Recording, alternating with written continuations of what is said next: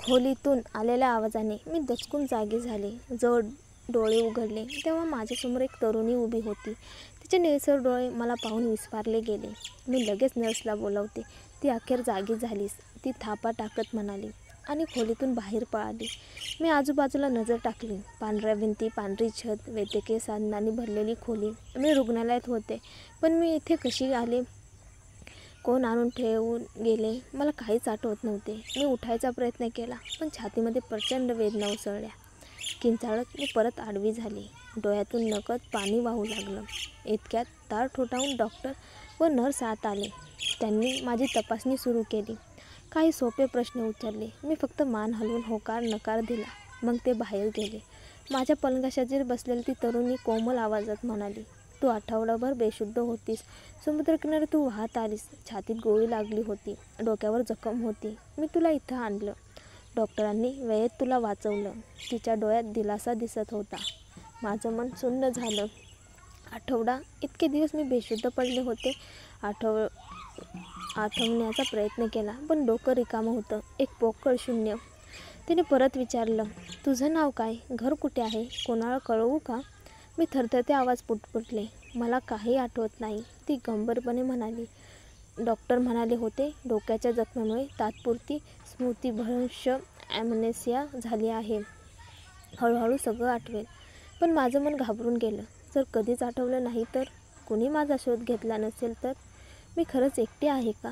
ती पुढे म्हणाली, मी रोज वर्तमानपत्र पाहिलं, इंटरनेटवर शोधलं, पण तुझं नाव, फोटे कुठेच नाही. कुणी तुला हरवलेलं जाहीर केलं नाही. ही माहिती माझ्या छातीत काट्यासारखी टोचली.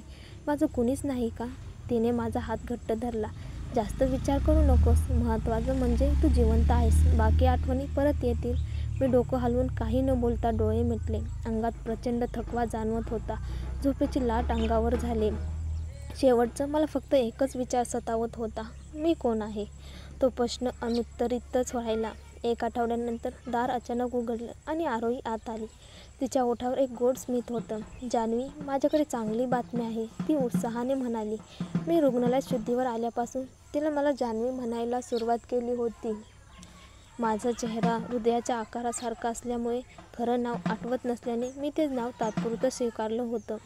डॉक्टरांनी तुझा डिस्चार्ज मंजूर केला आहे, ती आनंदाने सांगत पलंगाजवळ आली. देवाचे आभार, मी कुजबुजले. इतक्या दिवसानंतर प्रथमच मला दिलासा वाटला. पण आरोही, मी तुला ओझं ठरते. तू मला इथंच सोडून दे. मी स्वतःचा मार्ग शोधेन. मी संकोचत म्हटलं. अगं बावळट. आरोहीने चिडून माझ्याकडे पाहिलं. तुझ्या या अवस्थेत मी तुला रस्त्यावर कसं सोडू? जग वाईट लोकांनी भरलेलं आहे. मी तुला कधीच एकटी सोडणार नाही. तिच्या त्या बोलण्यात खरं प्रेम होतं. मला अजूनही आठवत नाही की मी कोण आहे, पण या अनोळखी मुलीने मला बहिणीसारखं जपलं. पण मी तुझ्यावर ओझं टाकते. मी परत म्हटलं, कधीच नाही जान्हवी. खरं तर मी तुझ्यावर ऋणी आहे, ती गंभीरपणे म्हणाली. ऋणी? कसली? मी आश्चर्याने विचारलं.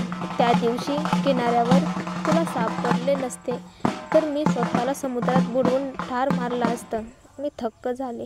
तू खरंच सांगतेस का? हो, माझ्या फियांसेने मला धोका दिला. माझ्या चुलत बहिणीसोबत पळून गेला आणि माझ्या नावावर कर्ज ठेवून गेला. हतबल होऊन मी मरायचं ठरवलं होतं, पण तुला पाहिलं आणि तुला वाचवलं. तुझ्या जीवनासाठीच झुंज पाहून मला जाणवलं मी अजून जगू इच्छिते. तिच्या डोळ्यातलं दुःख माझ्या मनाला भिडलं. मी तिचा हात घट्ट पकडला. मग किमान मी तुझं आयुष्य वाचवलं. माझ्या डोळ्यात पाणी आलं. हो, आणि मी तुझे आभारी आहे. आरोही हसली. अश्रू पुसले. क्षणभर आम्ही दोघेही रडलो आणि मग हसून घेतलं. रडायचं नाही, आपण साजरा करायला हवा, ती म्हणाली. साजरा नंतर करूया. आधी माझ्या रुग्णालयाच्या बिलाचं. त्याची काळजी करू नकोस. मी घरी गेल्यावर तुला माझे खास पदार्थ खाऊ घालते, ती हसली. दुपारी 2 वाजता आम्ही रुग्णालयाबाहेर पडलो. निळं आभाळ, ताजं हवेचं झुळूक, जणू कैदेतून सुटल्यासारखं. मला वाटलं, हळू चाल. आरोहीने आठवण करून दिली. मी तिच्याकडे हसून पाहिलं. कॅबमध्ये बसल्यावर खिडकीतून मी शहर पाहत राहिले. आकाशचुंबी इमारती, गजबजलेले रस्ते, पण हे शहर माझ्यासाठी पूर्ण अनोळखं होतं. काही ओळखीचं दिसतंय का? तिने विचारलं. नाही, जणू मी इथे कधीच आले नव्हते. मी पुटपुटले. म्हणजे तू इथली नसावीत. कदाचित कुणीतरी तुला समुद्रात फेकलं असेल, ती स्वतःशी बोलत होती. तिच्या शब्दांनी माझ्या छातीत भीतीचे काटे उभे राहिले. खरंच माझे शत्रू आहेत का? आरोहीने माझ्या खांद्यावर हात ठेवून शांत केलं. विचार करू नकोस, आठवणी वेळेनं परत येतील. तेवढ्यात कॅब एका भव्य प्रासादासमोर गेलं. मी स्तब्ध झाले. हे खन्ना हॉटेल आहे, आरोहीने सांगितलं. जसे सर्वात मोठं हॉटेल. ते विक्रांत खन्नाच्या कुटुंबाचं आहे. त्या नावाने माझ्या हृदयात काहीतरी हललं. विक्रांत खन्ना हे नाव इतकं ओळखीचं का वाटतंय?